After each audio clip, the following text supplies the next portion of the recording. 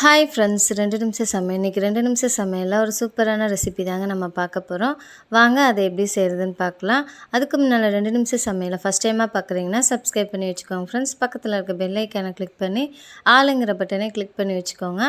வாங்க அதை எப்படி செய்கிறதுன்னு பார்க்கலாம். இன்றைக்கி நம்ம பார்க்க போகிறது வெள்ளைச்சோளத்தில் கிச்சடி தாங்க நம்ம பார்க்க போகிறோம். அதுக்கு இப்போ ஒரு பவுல் எடுத்துக்கிட்டேன். 1 கப் அளவுக்கு வெள்ளைச்சோளம் எடுத்துருக்கேங்க. இதை நைட்டே நான் எடுத்து ஊற வச்சுட்டேன். இப்போ 1 கப் அளவுக்கு வெள்ளை சோளத்தை எடுத்து தேவையான அளவுக்கு தண்ணி ஊற்றி நல்லா அலம்பிட்டு ஊற வச்சுக்கலாங்க. இப்போ இது ஃபுல்லாக நான் அலசிட்டு இப்போ நான் ஊற வச்சுட்டேன். இப்போ இதை நம்ம காலையில் பார்க்கலாங்க. காலையில் நான் தண்ணியெலாம் வடிச்சிட்டு இப்போ நான் வச்சுருக்கேன் பாருங்கள்.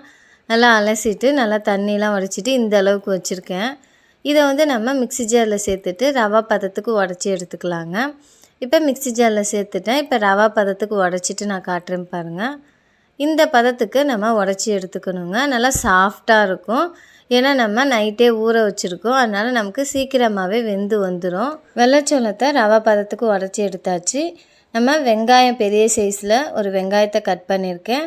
ஒரு பெரிய சைஸில் கேரட் கட் பண்ணியிருக்கேன். பீன்ஸ் கட் பண்ணியிருக்கேன், ஒரு 10 பீன்ஸு. ஒரு பெரிய தக்காளி கட் பண்ணியிருக்கேன். 4 பூண்டு, சின்ன துண்டு இஞ்சி எடுத்துருக்கேங்க. அவ்வளோதாங்க. வாங்க அதை எப்படி செய்கிறதுன்னு பார்க்கலாம். இப்போ அடுப்பு ஆன் பண்ணிவிட்டு கடாயை வச்சுருக்கேன். 1 டேபிள் ஸ்பூன் அளவுக்கு நெய் சேர்த்துக்கிறேங்க. 2 டேபிள் ஸ்பூன் அளவுக்கு எண்ணெய் சேர்த்துக்கிறேன். எண்ணெய் சேர்த்துட்டு இது நல்லா சூடாகட்டும். இது போல் சேர்த்து செய்யும்போது ரொம்ப டேஸ்ட் கூடுதலாக இருக்குங்க. எண்ணெயும் நெய்யும் சூடான பிறகு 1/2 டேபிள் ஸ்பூன் அளவுக்கு கடுகு சேர்த்துட்டு 4 பூண்டு இருந்தது பாருங்கள், அதை தட்டி சேர்த்துக்கிறேங்க. சின்ன துண்டு இஞ்சியும் நம்ம தட்டி சேர்த்துக்கிறேன். இதை சேர்த்துட்டு இது நல்லா கலந்து விட்டுக்கலாம். இஞ்சும் பூண்டும் ரொம்ப பொன்னிறமாக வேகணும்னு அவசியம் இல்லைங்க. ரொம்ப வதக்கணும்னு அவசியம் இல்லை. லைட்டாக போட்டுட்டு வதக்கிட்டு நம்ம வெங்காயத்தை சேர்த்துடலாம் உடனே. இப்போ ஒரு பெரிய சைஸில் வெங்காயத்தை கட் பண்ணி வச்சுருந்ததை சேர்த்துக்கிறேங்க. இப்போ இதை சேர்த்துட்டு வெங்காயமும் பொன்னிறமாக ஆகணும்னு அவசியம் இல்லை. கண்ணாடி பதம் வந்தாலே போதும். கிச்சடிக்கு ரொம்ப டேஸ்ட்டாக இருக்குங்க. இப்போ கண்ணாடி பதத்துக்கு வெங்காயம் நல்லா வதங்கியிருக்கு. இப்போ நறுக்கி வச்ச காய்கள்லாம் சேர்த்துக்கலாங்க. இன்றைக்கி நான் கேரட்டும் பீன்ஸு தாங்க சேர்த்துருக்கேன். பட்டாணி சேர்க்கலை. பச்சை பட்டாணி இருந்ததுன்னா நீங்கள் ஒரு கைப்பிடி அளவுக்கு சேர்த்துக்கோங்க. நான் இன்றைக்கி பீன்ஸும் கேரட் மட்டும் சேர்த்துருக்கேங்க. ஒரு பெரிய சைஸில் கேரட்டு, ஒரு 10 பீன்ஸ் கட் பண்ணி சேர்த்துக்கிறேன். காயெல்லாம் நல்லா வதங்கிறதுக்கு ஒரு 5 நிமிஷம் நல்லா மீடியமான ஹீட்டில் வதக்கிக்கலாங்க.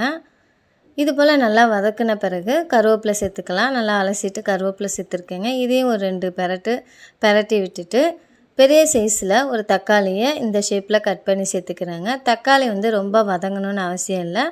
2 தடவை நல்லா கலந்து விட்டுட்டு 1/2 டேபிள் ஸ்பூன் அளவுக்கு மஞ்சள் தூள் சேர்த்து கலந்து விட்டுக்கலாங்க. மஞ்சள் தூள் சேர்த்து நல்லா கலந்து விட்டுட்டு 2 நிமிஷம் நல்லா வேக வச்சுக்கலாம். தக்காளி ரொம்ப மசியாக வேகணும்னு அவசியம் இல்லைங்க. நல்லா கலந்து விட்டாச்சு. மஞ்சள் தூள் சேர்த்து கலந்து விட்டாச்சு. இப்போ ரவா பதத்துக்கு உடச்சி வச்ச வெள்ளை சோளத்தை சேர்த்துக்கலாங்க. சேர்த்துட்டு காய்கள்லாம் எல்லா பக்கமும் படும்படி நல்லா கலந்து விட்டுக்கலாம். இது போல் நல்லா கலந்து விட்டுட்டு நான் இப்போ 1 கப் அளவுக்கு வெள்ளை சோளம் எடுத்திருந்தேங்க. 6 கப் அளவுக்கு தண்ணி ஊற்றிக்கோங்க, கரெக்டாக இருக்கும். 1 கப் அளவுக்கு வெள்ளை சோளம் எடுத்து ஊற வச்சுருந்தேன் பாருங்கள். அதே கப் அளவுக்கு தாங்க 6 கப் அளவுக்கு தண்ணி சேர்த்துருக்கேன். நான் வீடியோவில் பச்சை மிளகாய் போடுறத காட்ட முடியல. அதுக்கப்புறமா தான் நான் போட்டேன். அதை வீடியோ எடுக்க முடியலைங்க. நீங்கள் தேவைக்கேற்ற மாதிரி பச்சை மிளகாய், காரத்துக்கு ஏற்ற மாதிரி மிளகாய் சேர்த்துக்கோங்க. அதுக்கப்புறம் தேவையான அளவுக்கு உப்பு சேர்த்து எல்லாம் உப்பு காரம்லாம் கரெக்டாக இருக்கான்னு செக் பண்ணிவிட்டு இது போல் மீடியமான ஹீட்டில் கலந்து விட்டுக்கிட்டே வந்தோன்னா கொஞ்சம் நமக்கு கெட்டிப்பட்டு வருங்க. அந்த டைமில் நம்ம ஃப்ளேமை ஸ்லோ ஃப்ளேமில் வச்சுட்டு மூடி போட்டு வேக வச்சோன்னா அருமையான வெள்ளைச்சோளத்தில் கிச்சடி குயிக்காக ரெடி ஆகிடுங்க. எப்பொழுதுமே ஒரே மாதிரி ரவாயில் கிச்சடி, சேமியாவில் கிச்சடி செய்யாமல் இது போல் சத்தான வெள்ளைச்சோளத்துலேயும் கிச்சடி செஞ்சு சாப்பிட்டு பாருங்கள்.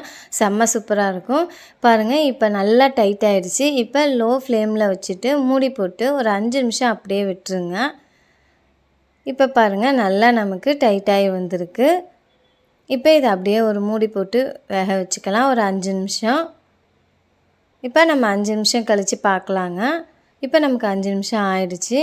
இப்போ நம்ம திறந்துட்டு பார்க்கலாம் பாருங்கள். இப்போ நமக்கு லூஸாக இருக்க மாதிரி இருக்கும்.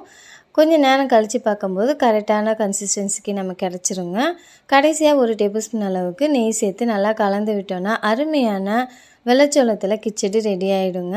இதுபோல் வெள்ளை சோளத்தில் சோளச்சோறு, உருண்டை சோறு, குழிப்பணியாரம்லாம் நம்ம சேனலில் இருக்குங்க. சிறுதானியத்தில் ஸ்நாக்ஸ் ரெசிபி ஏகப்பட்ட ரெசிபி நம்ம சேனலில் இருக்குது. அந்த வீடியோட லிங்க் டிஸ்கிரிப்ஷனில் கொடுக்குறேங்க. கடைசியாக நீங்கள் கொத்தமல்லி இலை தூவி இறக்கிக்கோங்க. என்கிட்ட கொத்தமல்லி இலை இல்லை, ஆனால் இதுவே நல்லா டேஸ்ட்டாக இருந்துச்சுங்க. இருந்ததுன்னா கண்டிப்பாக சேர்த்துக்கோங்க, செம்ம சூப்பராக இருக்கும்.